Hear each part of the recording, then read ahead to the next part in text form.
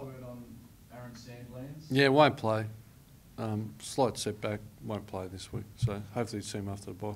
Chris Bond said on the weekend on radio that he had strained his hamstring. Was that another scan after you? No, that's incorrect. So I'll clip Bondi afterwards. That's factually incorrect. He hasn't got a hamstring strain. So the tendon's been a bit inflamed and stressed, so which has affected strength and movement, and that's why it's been such a unpredictable. So the strength looks like it's getting there, but he ran quite well yesterday.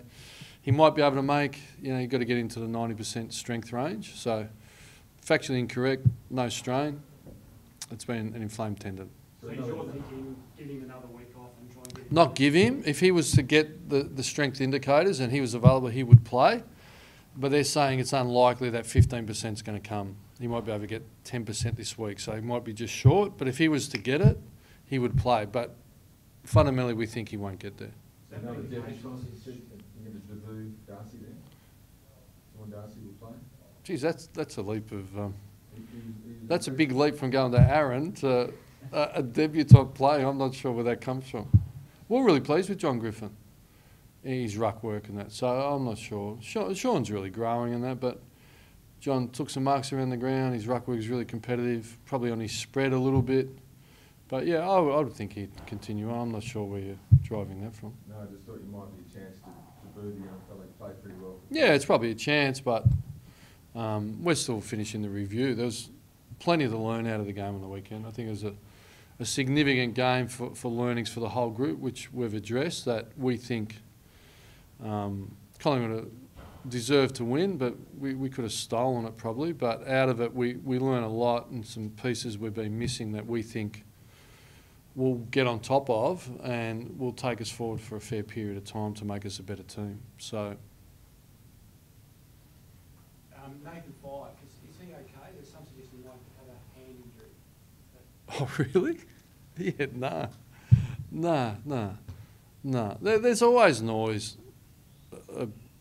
Well, there seems to be noise, I don't know, unless Nathan Mum's ringing up and says he's a bit sore. But I know they're pretty tough down Lake Grace. So, no, I hear that every time a player's not at his absolute best, and the rumours are he's sore, he's carrying this and that. Nathan plays a physical game. I thought he really gave us a chance to win. The midfield got to work after a slow start, and, he had a bit of a virus last week and he had a bit of a sore sternum, but he was all okay. He played with no painkillers or anything like that. So Nathan doesn't make excuses, and really there's none to offer, and I thought his performance was solid. I thought their midfield got on top early. We slaughtered the ball coming out of defence. We want to be better with that, but and some of their stoppage goals were surge stuff, and defensively we didn't get it right behind the ball. So I thought our midfield, in the last quarter really stood up, and after half time.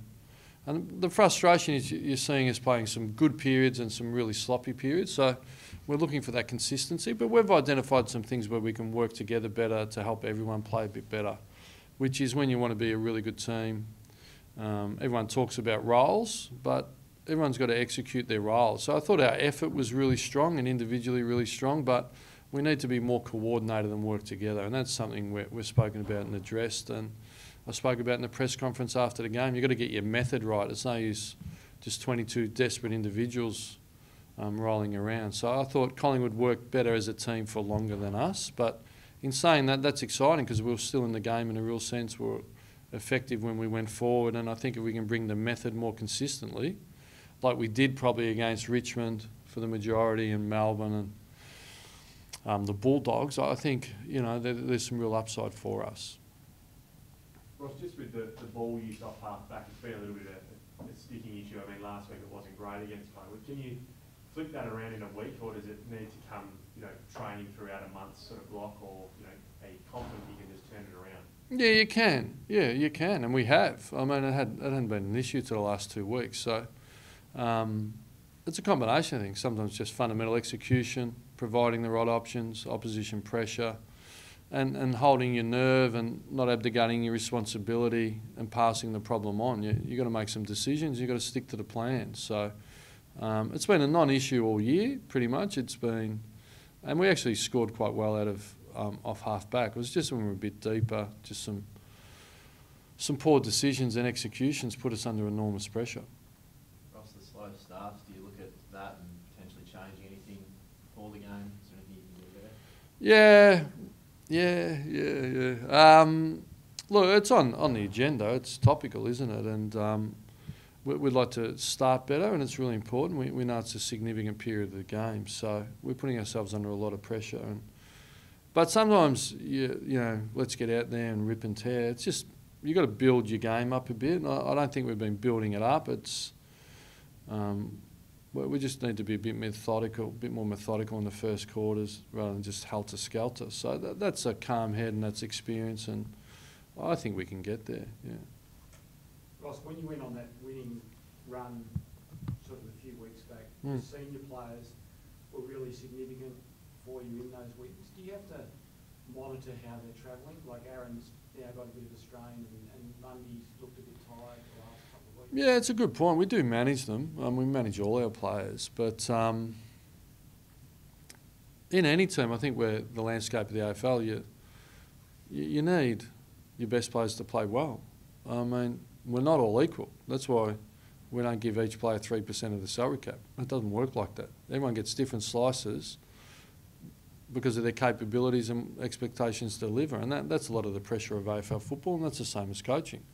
So, but you've got to work together so everyone can be at their best. And in those other rounds, I thought we were executing together better rather than fighting individual battles. So I expect our collective effort and our teamsmanship to be stronger like it was in that period you're talking about than it has been in the last 2 weeks. But I thought our baseline effort and tackle pressure and all that, the fans would have walked away thinking we had a red-hot go, but gee, we didn't execute very well, and we allowed Collingwood too much time and space at times because we didn't work together as well as we would like. Is there any way you can lighten the load on those guys during games? Is it possible, or is it just not possible? Well, I think we've done that, haven't we? Mundy played forward for a fair bit. We didn't put him on ball until after half-time. Lachie Neale went forward, Walters was there, Stephen Hill went to half-back. I think we do a lot of that. Sometimes it is what it is. Just go to the opposite side. I think Treloar, Pendlebury and Adams and Sidebottom are whacking away a fair bit inside, aren't they? They're just playing midfield for Collingwood, and that's just what it is sometimes. But I think with older players like Aaron, there is some wear and tear, but sometimes it just is what it is. You've got to work. League footy is a game of hard work. You said on Sunday post-game about Ed Langdon and you didn't want to grind him into the ground with that knee. Is he still a chance to play a couple of days on, or...? No, I would think unlikely. He may be thinking he is, but sometimes you've got to protect them from themselves. The young tyros are pretty fierce about getting in there. But, it's just been niggling away. He's good and then he's not good. And so he seems okay, but he'll try and push. But if he's 100%, we'll judge him. But other than that, we'd like to... I mean, we saw the fear about injections. He certainly hasn't been playing with injections. So, but you like to look after them, whether they're young or old.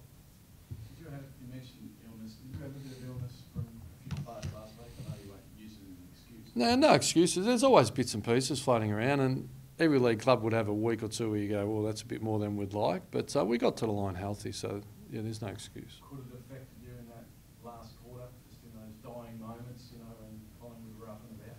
No. Ross, you give us a start time for Valentine and Benner when they might come back? It's like a never-ending story, isn't it? Groundhog Day. It's there? Groundhog Day. That's the same. Is there light in I told you it's the same. Bella's, he'll try and do full training without being flippant about it, because it's been frustrating, hasn't it? Got back, and you love your best players available. So, what's he telling you? Oh, okay. You sure, Barrett? What's Harley's mum saying?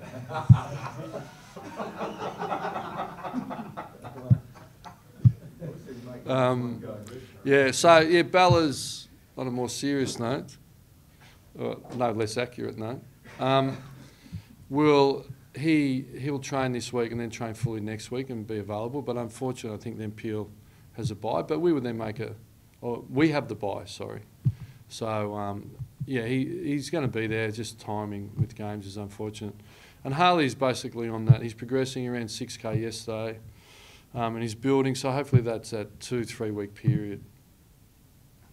Can you, if Langer's not going to play, Ross, can you give us any idea as to who you're looking at to bring in? Yeah, well, I was really pleased with Peel because of Subiaco are a strong club, and you know they play fair dinkum footy. So, whereas previously we'd played some clubs that have been challenged for personnel. So, I went to the last kick of the day, and Tommy Sheridan, you know, he'll probably come in. Tommy, he was probably our best, and there were some other solid performances down there, but we thought Tommy was the standout. So yeah, Tommy should be getting himself ready to play AFL footy.